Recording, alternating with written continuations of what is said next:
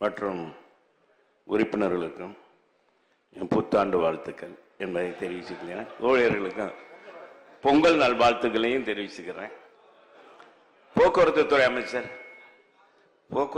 அமைச்சர் அவரிடத்துல ஒரு முக்கியமான கேள்வி. தென் மாவட்ட மக்கள் வந்து இப்போ இந்த கேளம்பாக்கம் பஸ் நிலையத்தில் புது பேருந்து நிலையத்தை திறந்துட்டீங்க. அதுக்கு ஏதாச்சும் விட்டடிக்க கூடாது. அங்க ரொம்ப மக்கள் வந்து ரொம்ப கஷ்டப்படுறாங்க. ரொம்ப அங்க இருந்து டவுனுக்குள்ள வர்றதுக்கு, சென்னைக்குள்ள வர்றதுக்கு போக்குவரத்து துறை அமைச்சர் சொன்னா சரியா வரும். ஏன்னா பேருந்துகள் அதிகப்படுத்தி தரணும். ரெண்டாவது, இந்த படிக்காதவங்க எல்லாம் தென் மாவட்டங்கள்ல இருந்து வேலையை கட்டு வர்றாங்க. மாண்பு முதலமைச்சர் அவர்கள் இதுல கருணை காமிச்சு அந்த பஸ் எல்லாம் இயங்குற வரைக்கும் அந்த அதிகாலையில வேலைக்கு வர்றாங்க இல்லையா, அந்த பேருந்து வர்றாங்க இல்லையா, அவங்கள கொஞ்சம் முன்னால இங்க ஏற்கனவே இருக்கிற பேருந்து நிலையத்துக்கு கொண்டாந்து இறக்கி விட்டா நல்லா இருக்கும். பேரவைத் தலைவரே, உங்க சார்பாகவும் தென் மாவட்ட சட்டமன்ற உறுப்பினர் சார்பாகவும் என்னுடைய கோரிக்கை, தென் மாவட்ட மக்கள் இன்றைக்கு பார்த்தா பத்திரிகை, தொலைக்காட்சி எல்லாமே எடுத்துக்கிட்டா நம்ம போக்குவரத்துறை அமைச்சருடைய பேட்டி, நம்முடைய அறநிலைத்துறை அமைச்சருடைய பேட்டின்னு தான் வருது. ஆனா மக்கள் ரொம்ப உண்மையிலேயே ரொம்ப சிரமப்படுறாங்க. அதனால மாண்பு முதலமைச்சர் அவர்களும் மற்ற நம்முடைய அறநிலைத்துறை அமைச்சரும் போக்குவரத்துறை அமைச்சரும் இதுல வந்து கவனம் செலுத்தி மக்கள் சென்னைக்கு வந்தா எளிதாக போகலாம்ப்பா அப்படின்ற ஒரு நிலைய தென் மாவட்ட மக்களுக்கு இனிப்பான செய்தியை நம்ம போக்குவரத்து அமைச்சர் சொல்லி அவர் சபாஸ் மக்கள்கிட்ட வாங்குற மாதிரி ஏதாவது செய்யற மாதிரி மாண்பு பேரவைத்தின் வாயிலாக கேட்டு அமைகிறேன். நல்ல கேள்வி. தென் மாவட்ட மக்கள் படிக்காதவங்க நீ சொன்னத படிக்காதவங்களும் வர்றாங்க, நிறைய படிச்சிருக்காங்க, படிச்சவங்க வர்றாங்க, படிக்காதவங்களும் வர்றாங்க. மாண்புமிகு அமைச்சர் அவர்கள். மாண்புமிகு பேரவைத் தலைவர் அவர்களே, ஆனால் செல்லூர்ராஜு அவர்களுக்கு முதலில் நன்றி. தை முதல் நாளை புத்தாண்டாக ஏற்றுக்கொண்டு வாழ்த்து சொன்னார், மிக்க நன்றி. அடுத்தது என்ன எடுத்தோடனே நீ விட்டடிக்காதனார். அண்ணனை பார்த்தாலே எனக்கு மட்டும் இல்லை, மொத்த சபைக்கும் மகிழ்ச்சியா இருக்கும். நீங்க எழுந்தாலே எல்லாருக்கும் ஆனந்தமா சரி போறோம். அதனால உங்கள் மகிழ்ச்சி எங்களுக்கும் மகிழ்ச்சி. அண்ணன் ஒரு கருத்தை சொன்னீங்க, அது கேளம்பாக்கம் இல்லை கிளாம்பாக்கம். முதல்ல அதை கிளியர் வரணும். அது இந்த குழப்பம் உங்களுக்கே இருக்கு. அடுத்தது, கிளாம்பாக்கத்தை தேர்ந்தெடுத்தது உங்களுடைய ஆட்சியில் தான். இங்கே போக்குவரத்து நெரிசல் இருக்கு, அங்கே கொண்டு போவோன்னு தேர்ந்தெடுத்தது நீங்க.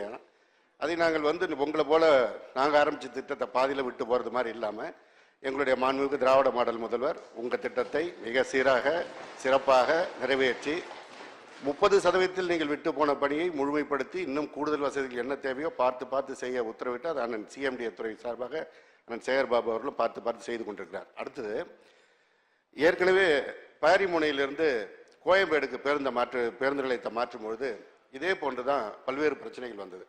அப்போ இதே போல் பத்திரிகையில் தலைப்பு செய்தியில் கோயம்பேட்டில் வந்து தண்ணீர் இல்லை, சாப்பாடு கிடைக்கல, ஓட்டுநர்கள் வந்து பேருந்தின் கீழே படுத்திருக்காங்க, இது உங்கள் ஆட்சியில் அப்படின்லாம் போட்டாங்க. ஒரு மாற்றம் வருகின்ற போது அதை சில நேரங்களில் எடுத்தோடனே கொஞ்சம் ஒரு சில தயக்கம் இருக்கும், அவ்வளோதான். ஆனால் கிளாம்பாக்கம் பேருந்து நிலையத்தை முழுவதுமாக மக்கள் ஏற்றுக்கொண்டு அங்கே பயணித்துக் கொண்டிருக்கிறார்கள். பேருந்தில் பயணிக்கிறவர்கள் யாரும் இது குறித்து பிரச்சனை எழுப்பவில்லை. பேருந்தில் பயணிக்காத அண்ணனை போன்றவங்க தான் இதை ஒரு பிரச்சனையாக பேசிட்டு இருக்கீங்க தான் என்னுடைய இந்த நேரத்தில் கருத்து.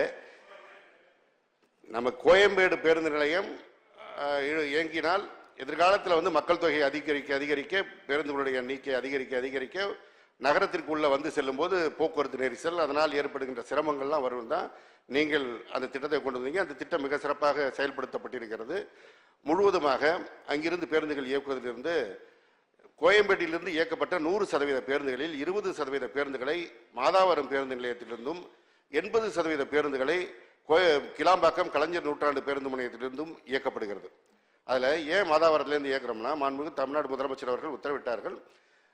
வடசென்னை பகுதியில் இருக்கின்ற மக்கள் கோயம்பேடுக்கு வருவதற்கே சிரமமாக இருந்து அவங்க கிளாம்பாக்கம் போக சிரமப்படுவாங்க. அதனால் அவர்களுடைய பிரச்சனையை தீர்க்க வேண்டும் என்று முதல்வருடைய உத்தரவின்படி வடசென்னை பகுதியில் இருக்கின்ற அது திருவொற்றியூராக இருந்தாலும் ராயபுரமாக இருந்தாலும் ஆர்கே நகராக இருந்தாலும் இந்த பகுதி ஆவடி அம்பத்தூர் இந்த பகுதியை சேர்ந்தவங்கெல்லாம் இப்போ மாதாவரத்திலிருந்து 20% பேருந்து இயக்கும் போது அவங்க எளிதாக அங்கிருந்து பயணிக்கக்கூடிய ஒரு வாய்ப்பு கிடைத்திருக்கிறது. மீதி 80% பேருந்து முழுமையாக கிளாம்பாக்கத்திலிருந்து இயக்கப்படுகிறது. இனி ஒரு தடவை வந்து இங்கேருந்து இறக்கணும் அங்கேருந்து இயக்கணும்னா மக்களுக்கும் குழப்பம் வரும். 2 இடங்களிலிருந்து இயக்குவது என்பது சாத்தியம் இல்லாதது. அப்படி இயக்கினால் எங்க பேருந்து வந்து தேவைப்படுது, கூடுதலாக தேவைப்படுதுன்னு வரும்போது இங்கே தேவைப்படுது அங்கே தேவைப்படுதுலாம் பார்க்கலாம் சிரமம். கிளாம்பாக்கம் முழுமையாக செயல்பட துவங்கிவிட்டது. அங்கிருந்து மக்கள் வந்து சென்னையிலிருந்து செல்வதற்கு, நகரத்திலிருந்து செல்வதற்கான நகர்ப்புற மாநகர பேருந்துகள் முழுமையாக ஏற்பாடு செய்யப்பட்டு இயக்கப்பட்டு கொண்டிருக்கிறது. எனவே கிளாம்பாக்கத்திலிருந்து தென் மாவட்டங்களுக்கு எந்த பிரச்சனையும் இல்லாமல் மக்கள் சென்று கொண்டிருக்கின்றார்கள். அண்ணன் செல்லூர் ராஜு வந்தீங்கன்னா நானும் அண்ணன் சேகர்பாபும் என்னாலும் அழைச்சிட்டு போகிறோம். கிளாம்பாக்கம் பேருந்து நிலையத்தை முழுவதுமாக சுற்றி காட்டுகிறோம், என்னென்ன வசதிகள் இருக்கிறது என்பது. அங்கே கூடுதலாக ஏதாவது நீங்கள் சொன்னீங்கனாலும் செஞ்சுருவோம். அதே போல் பேருந்து வசதி இல்லைங்கிறதுல வந்து அது வந்து ஒரு மிக மிக தவறான கருத்து. ஏன்னா கோயம்பேடிலிருந்து இயக்கப்பட்ட அந்த பேருந்துகள் இப்பொழுது கிளாம்பாக்கத்திலிருந்தும் மாதாவரத்திலிருந்து இயக்கப்படுகிறது. எனவே எந்த விதமான சிரமமும் இல்லாமல் மக்கள் பயணிக்கிறார்கள். வந்தால் அன்னை அழைத்து சென்று காட்டுவதற்கு தயாராக இருக்கிறேன். நன்றி.